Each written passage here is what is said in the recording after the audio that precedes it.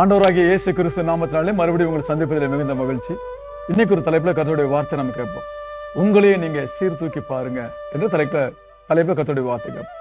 நம்மளை நம்ம சரி பண்ணிக்கணும். அதுதான் ரொம்ப ரொம்ப முக்கியம். இப்ப நீதிமொழியில் 19ஆம் அதிகாரத்துல 27, 29 2 வசனங்களை வாசிக்கிறேன் பாருங்க. அதோட சுருக்கமா வாசிக்கிறேன். இந்த உலகத்துல செவிடாகவும் ஊமையாகவும் எத்தனையோ கோடி மக்கள் இருக்கையில நீர் எங்களுக்கு தந்த பேசும் திறனை சாதாரணமாக நம்ம என்ன செய்யணும், எடுத்து மற்றவர்களை காயப்படுத்துவது மிகப்பெரிய தவறு. என்ன சொல்றேன்னா, இந்த உலகத்துல நீங்களும் நானும் பார்க்குற எத்தனையோ பேர் ரொம்ப பேர் பேசாம இருக்கிறாங்க. அதாவது வாய் ஊமையா இருக்குது, சிலர் மாற்றுத்திறனாளிகளாக செவிடர்களாக இருக்கிறாங்க. இப்படி இருக்கும் பொழுது தேவன் நமக்கு நல்ல ஒரு பேச்சு திறனை கொடுத்திருக்காரு, கேட்கிற திறனை கொடுத்திருக்காரு. இப்படி இருக்கும்போது நம்ம மற்றவர்களை காயப்படுத்துற மாதிரி பேசுறதோ அவர்களை குறை சொல்வதோ எவ்வளவு பெரிய தவறு தெரியுமா? தேவன் நம்மளை நல்லா எதிரமா படைச்சிருக்காரு. ஏன் படைச்சிருக்காருன்னா, நம்ம மற்றவர்களுக்கு ஒரு உதவி செய்யக்கூடிய சூழ்நிலை உண்டாகும்படி தான் நம்ம படைச்சிருக்காரு. நம்மளை விட அழகு குறைவானவர்களை கேலி பண்ணுவதோ, இல்லை நம்மளை விட ஒரு மாற்றுத்திறனாளர்களை கேலி பண்ணுவதோ, பேசாம இருக்கிறவர்களை பார்த்து நம்ம கேலி பண்ணுவதோ, காது கேட்காம இருக்கிறவர்களை பார்த்து அவர்கள் மட்டமாக பேசுவதோ தவறு. தேவன் ஏன் அவங்களுக்காக நல்லா படைச்சிருக்காருன்னா, நீங்க அப்படிப்பட்டவங்களுக்கு உதவி செய்யணும். இன்னைக்கு ரொம்ப பேர் நம்ம பார்க்கிறோம், டிராபிக்ல ஒரு ஸ்டிக் வச்சு நிற்பாரு, கண்ணு தெரியாதவர். அவர் அந்த பக்கம் கிராஸ் பண்ணது ரொம்ப நேரம் நின்று, அவர் யாரும் கிராஸ் பண்ண விட மாட்டாங்க, எல்லா அவசரமா போயிட்டு இருப்பாங்க. நீங்களும் நானும் அப்படி இருக்கக்கூடாது. ஒரு உதவி பண்ணக்கூடிய சூழ்நிலை வரும்போது நிச்சயமா நினைச்சணும் நம்ம உதவி பண்ணணும். பைபிள்ல சில வசனங்கள் இருக்கு பாருங்க. என்னாகமம் 12ஆம் அதிகாரத்துல 1 to 13 வரைக்கும் வசனங்கள். அதுல சுருக்கமா, சரிங்களா, சுருக்கமா சொல்றேன். பக்கம் 184 பழைய ஏற்பாடுல அதுல பாருங்க. எத்தியோப்பிய தேசத்து ஸ்திரியை மோசே கல்யாணம் பண்ணினத மிரியாமும் ஆரோனும் என்ன பண்ணாங்க? கேலி பண்ணாங்க. மிரியாமும் ஆரோனும் கேலி பண்ணாங்க. ஏன் எத்தியோப்பிய ஸ்திரியை பார்த்து கேலி பண்ணாங்க? மோசே இஸ்ரவேலர் இருக்கான், சரிங்களா, அவன் ஆள் பார்க்க நல்ல அழகா, ஹைட்டா, நல்ல வெயிட்டா, வாட்ட சட்டமா இருக்கிறான். ஆனா எத்தியோப்பிய தேசத்தில் எப்படி இருப்பாங்கன்னா, வேதம் சிவிங்கி இருக்கிற அந்த கருப்பு புள்ளி இருக்குல்ல, அதை கூட நிறம் மாத்திரலாமா? எத்தியோப்பியோட தோலோட நிறத்தை மாற்ற முடியாது. அப்படின்னா என்ன அர்த்தம்னா, அவங்க அவ்வளவு கருப்பா இருப்பாங்க. ரொம்ப கருப்பா பார்க்கறதுக்கு முடியெல்லாம் வித்தியாசமான ஜடைகள்லாம் போட்டிருப்பாங்க. இவங்களுக்கு அவங்களுக்கு சம்மந்தமே இல்லை. அவன் மீதியான தேசத்துல போயிருக்கும் போது அங்க என்ன பண்ணா, அந்த தேசத்தோட பெண்ணை கல்யாணம் பண்ணான். அந்த எத்தியோப்பிய தேசத்து சிறிய கல்யாணம் பண்ணது நிமித்தம் மிரியாம் என்ன பண்ணாங்க, கேலி பண்ணாங்க. இந்த மிரியாம் யாருன்னா, கிட்டத்தட்ட சொல்ல போனா அவங்க தீர்க்க தரிசனம் சொல்றவங்க, மோசையோட கூட பிறந்த அக்கா அவங்க. அப்படி இருக்கும்போது அவ்வளவு பெரிய தேவன் படைத்த தேவன் லட்சக்கணக்கான ஜனங்களை வழி அனுப்பும் போது அவங்க தீர்க்க தரிசியா இருந்து வெளிப்படுத்துகிற இருக்கிற அந்த மிரியாம் ஒரு சின்ன விஷயத்தை தவறுறாங்க. யானைக்கும் அடிசருக்கும் சொல்றாங்கல்ல, அந்த மாதிரி தேவனுக்கு பிரியமா நடந்து திடீர்னு மிரியாம் சம்பந்தம் என்ன செய்யறாங்க, அந்த எத்தியோப்பிய ஸ்திரியை கேலி பண்றாங்க. அந்த ஸ்திரியை நிமித்தம் கேலி பண்றாங்க. இது தேவனுக்கு ரொம்ப ரொம்ப கோபத்தை உண்டாக்கினது. மிரியாமுக்கு தேவன் ஒரு பரிசு கொடுத்தார். என்ன தெரியுங்களா? குஷ்டரோகத்தை கொடுத்தார். நல்ல வேலை, இன்னைக்கு ஆண்டவர் அதே அளவு நம்ம மேல கோபப்பட்டிருந்தா நாம எத்தனை பேரை கேலி பண்ணிருக்கிறோம். மாற்றுத்திறனாளி கேலி பண்ணிருக்கிறோம், ரொம்ப முடியாத ஏழைகளை கேலி பண்ணிருக்கிறோம், மனநலம் பாதிக்கப்பட்டவர்களை நம்ம கேலி பண்ணிருக்கிறோம். தேவன் அதுக்கெல்லாம் ஆண்டவர் கோபப்பட்டு நமக்கு தண்டனை கொடுக்கணும்னு நினைச்சிருந்தான்னா எவ்வளவு தண்டனை அனுபவிச்சிருப்போமோ நமக்கே தெரியாது. தேவன் இரக்கமுள்ளவராக இருக்கிறார், அதனால நமக்கு தண்டனை வராம இருக்கு. இப்ப பாருங்க, வசனம் சொல்லுது, உங்களை நீங்க என்ன செய்யணும், சீர்தூக்கி பார்க்கணும். மிரியாம் பண்ண தவறு, அவளுக்கு குஷ்டரோகம் வந்தது. ஆனா பாருங்க, மோசே ஒரு நல்ல மனுஷன் தான். மோசேயின் மனைவி குறித்து தான் கேலி பண்ணாங்க.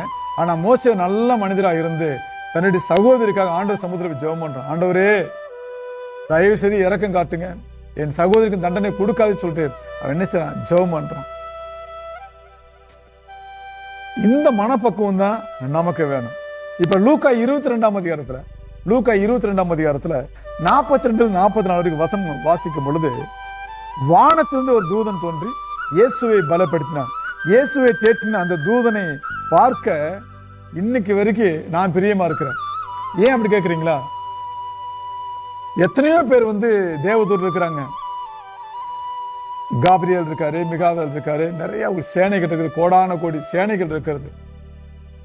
இயேசு கிறிஸ்து இந்த பூமியில் இருக்கும்போது அவர் சிலுவை மரணத்தை குறித்தும் ஒரு வியாகுலப்பட்டு கொண்டிருக்கும் பொழுது அவரை தேற்றும்படியாக ஒரு தூதனை பரமபிதா அனுப்பினார். அந்த தூதன் வந்து ஆண்டவர் இயேசு கிறிஸ்துவை தேற்றினார் என்று வேதம் சொல்லப்பட்டிருக்கு.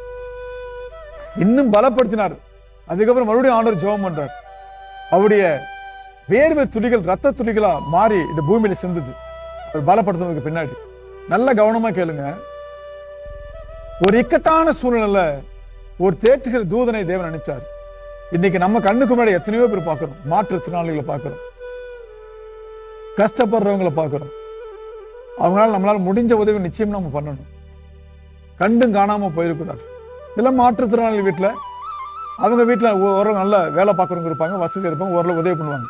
கஷ்டப்படுறவங்க நீங்க கண்டும் காணாம போயிடாதீங்க. யாரையுமே கேலி பண்ணாதீங்க, உருவ கேலி பண்ணாதீங்க, ஒரு மனுஷோட செயல்களை கேலி பண்ணாதீங்க. என் சின்ன வயசுல அந்த அறியாமையினால் நான் சில தவறுகள் பண்ணியிருக்கிறேன், கேலி பண்ணியிருக்கிறேன் சில பேர். அது நினைக்கும் இன்னைக்கும் எனக்கு ரொம்ப வருத்தமா இருக்கு. ஆண்டவர் கொடுத்த அன்பை நம்ம எவ்வளவு செலவழிக்காம போயிட்டோம், எவ்வளவு நம்ம மற்றவங்களுக்கு கேலி பண்ணிட்டோம் சொல்லி ரொம்ப வருத்தப்படுறோம். அன்னைக்கு நான் மன்னிப்பு கேட்டு ஆண்டவர் சொல்ற, ஆண்டவரே நான் மாற்றத்தினால கேலி பண்ணதுக்காக மன்னிச்சிருங்க அப்படின்னு. என் சின்ன வயசுல நடந்த சம்பவங்கள் அதெல்லாம். நான் என்னைக்கு ரட்சிப்புக்குள்ள வந்தனோ அதுக்கப்புறம் அப்படிப்பட்ட சூழ்நிலை எனக்கு வந்ததில்லை. யாரையும் கேலி பண்ணதில்லை. மற்றவர்களை பார்க்கும் இறக்கப்படுறேன். ஆண்டவர் நல்ல கையங்காலம் கொடுத்துருக்காரு, நல்ல கண் பார்வை கொடுத்துருக்காரு, கேட்கிற திறனை கொடுத்துருக்காரு, பேசுகிற ஒரு திறமையை கொடுத்துருக்காரு. இதை கொண்டு மற்றவர்களுக்கு என்ன செய்ய முடியும் அதை தான் நம்ம செய்யணும். உதவி பண்ணுகிற மனப்பான்மையோடு நம்ம இருக்கணும் பூமியில். வேதம் சொல்லுகிறது ரொம்ப தெளிவா. வேதம் சொல்ற வசனத்தை வாசிக்கிற பாருங்க. சங்கீதம் 19ஆம் அதிகாரம் 14ஆம் வசனத்துல, என் கண்மலையும் மீட்பெருமாகிய கர்த்தாவே, என் வாயின் வார்த்தைகளும் என் இருதயத்தின் தியானமும் தேவனுக்கு முன்பாக பிரியமாய் இருப்பதாக.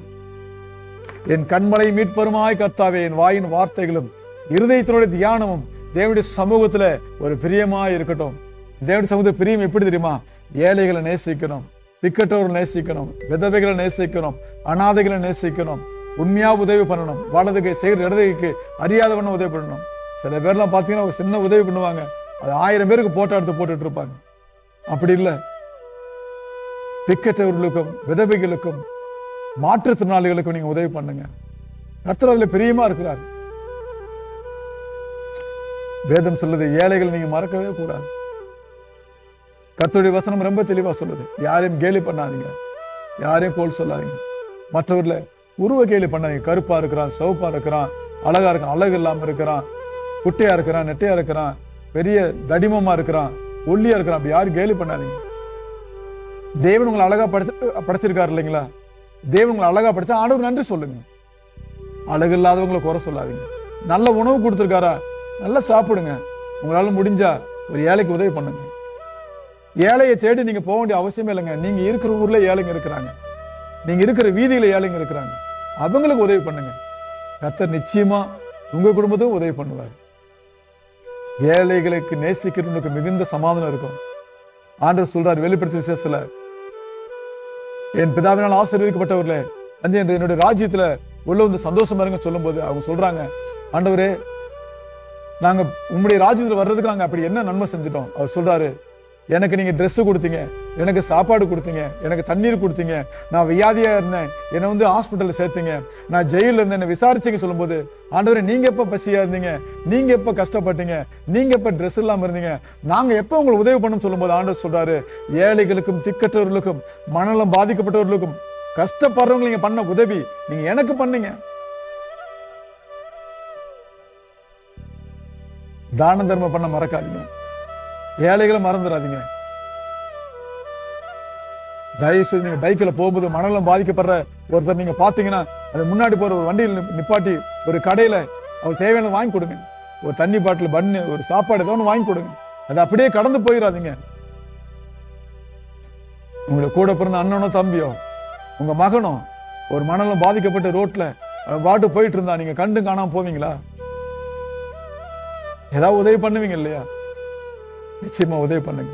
நீங்க அப்படி உதவி பண்ணி பாருங்க, உங்க குடும்பத்துக்கும் உங்களுக்கும் தேவன் அளவில்லாத நன்மைகளை செய்வார். யாரையும் கேலி பண்ணாதீங்க, யாரையும் குறை சொல்லாதீங்க. தேவன் அழகா படத்துக்கு நன்றி சொல்லிட்டு நீங்க நல்லா இருக்கும்போது 4 பேருக்கு உதவி பண்ணுங்க. நம்ம இறந்ததுக்கு பின்னாடி நம்ம இருக்கிற வீடு சொத்துல இன்னொரு ஆள் தான் அனுபவிக்க போறாங்க. நீங்க நல்லா இருக்கும்போதே ஏழைகளுக்கு உதவி பண்ணுங்க. வலது கை செய்கிறது இடது கை அறியாதவனும் உதவி பண்ணுங்க. நிச்சயமா தேவன் உங்களுக்கு பெரிய காரியங்களை செய்வார், பெரிய நன்மைகளை செய்வார். நம்ம கண்கள் படி ஜெபம் பண்ணலாமா? பரிசுத்தமுள்ள பிதாவே, இந்த வேலைக்கு நான் ஜெபிக்கிறேன். உங்களுடைய சமூகத்துல இந்த வீடியோ பார்க்குற ஒவ்வொருத்தரும் ஒப்புக் கொடுக்கிறோம். யாரையும் கேலி பண்ணாதபடி, குறை சொல்லாதபடி தேவனுக்கு பாதுகாத்துக் கொள்ளுங்கப்பா. இவர் சொன்ன குறைகளையும் குற்றங்களையும் கர்த்தர் மன்னிப்பீரா. இவர் குடும்பத்தை பாதுகாத்துக் கொள்ளுங்க. இயேசு கிறிஸ்துவின் நாமத்தில் ஜெபிக்கிறோம் நல்ல பிதாவே. ஆமென், ஆமென். மறுபடியும் ஒரு வீடியோ மூலம் சந்திக்கிற வரைக்கும் உங்களது விடைபெறுகிறேன். நன்றி.